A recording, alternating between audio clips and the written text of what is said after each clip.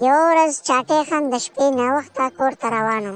د چاټی خان په خوازخیلي کې د منیارۍ دوکان او د ودونو سیزنونه چلیدل، نو په دې وجه پې ناوخته شو. چاټی خان د کوداړ سر نیولی و، ښه په سور کې روان و چې ناڅاپه پې د بره ونې نه یوه توره بربرۍ چوړیل راکوزه شوه. چاټی خان چې دا توره څپیاکه ولیده نو د یېرې نه یې ریښونه وبهول، خو جامې زیړې وې ښکارېده نو، او بل طرف ته تورې څپیاکې کول او دا سړی یېروه. او چاټی خان د یېرې نه د شنشني په شان ششنېده او دقه یو باسي کوو: یای چوړیل ترور ما مه خوره، ما خو لا اوس وعدم نه دی کړی، ما پرېږده. نو دې تورې څپیاکې چوړیل چې دا خبره واورېده نو ویې ورته: یلکه ته ډېر هینډسم یې، زما خوښ شوې، زما سره واده وکړه. ستا دا صفا کوداړ سر او دا غټه د چاټۍ په شان خېټه زما ډېرې خوښه شوه. نو چاټی خان چې دا واورېدو نو یو دوتې خطا شو او له قصده یې خبره بدله کړه: نه کنه چوړیل باجي، ما خو خوړه کړې ده، که نه ستا سره مې واده کړی او خفه نه شي. دا چې واورېدو نو چوړیل بیبي غوسه شوه: څه شي ته زما سره د واده نه انکار کوې؟ دا سټ دې پرې کړم، دا لرې سوپرې دې نه وباسم، او کره 2 ورځې بعد به راځم چې د واده زلمی دې نه جوړ شوی، که نو غوښې مې درله په اسمانونو تپلي، ته پوه شوې. زه ورک شه اوس، دا څېره دې پناه کړه د چاټۍ بچه، دې څېرې ته دې کتلې خپل، زه دې لا علم او ته پکې لا ټر پر کې.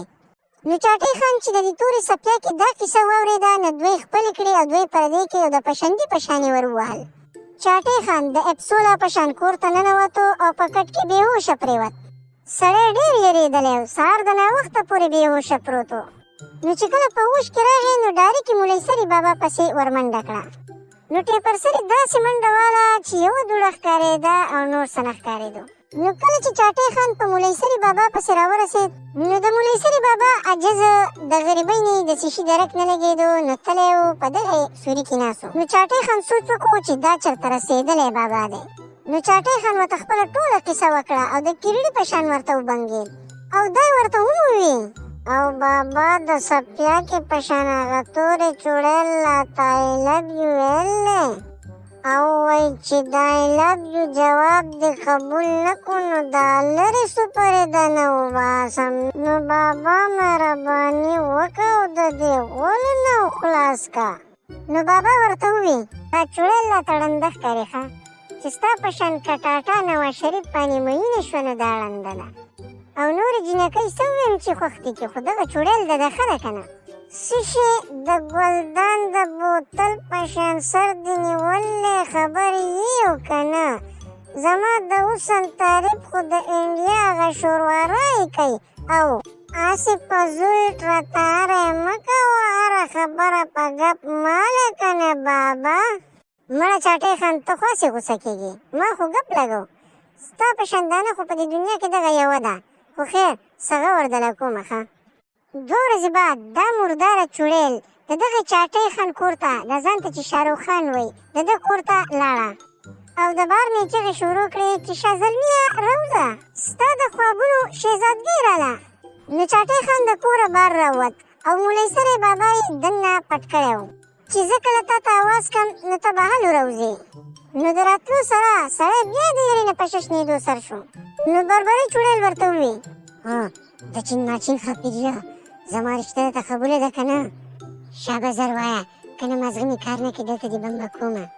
چوړیل بیبي خفه نه شي، خو د رښتې خبره مونږ کشران نه کوو بلکې زمونږ مشران کوي، نو دا به زما نیکه تا ته ووایي. نو اواز که خپل هغه مې تر چون نیکه ته که نه؟ که نه وي نو قسم دې ځوړندو مې پرېږدمی نه بیا. داجي راوځه، مېلمانه راغلي دینه. راوځي چوړیل ترور ښه. د دې ویلو سره مولوي سری بابا د کوره راووت.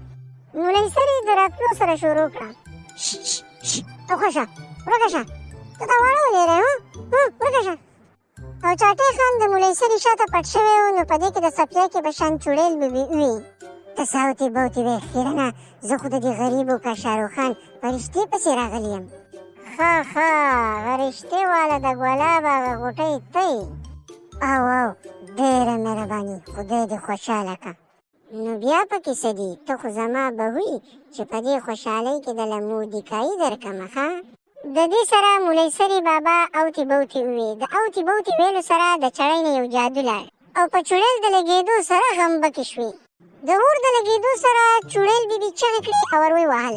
د چړېل بیبي نه بیا رښتې مشتې هېرې شوې وې. ډېرې توبې یې ویستې خو سخونې نه کوو او په دې کې د اور لمبو سره خاورې ایرې ورکه شوه.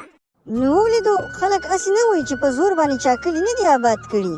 نو پلیز زموږ چینل سپورټ کوئ. ستاسو په سپورټ سره به موږ ته د نورو ویډیوګانو جوړولو دپاره موټیویشن میلاویږي. لایک اینډ سبسکرایب. مننه.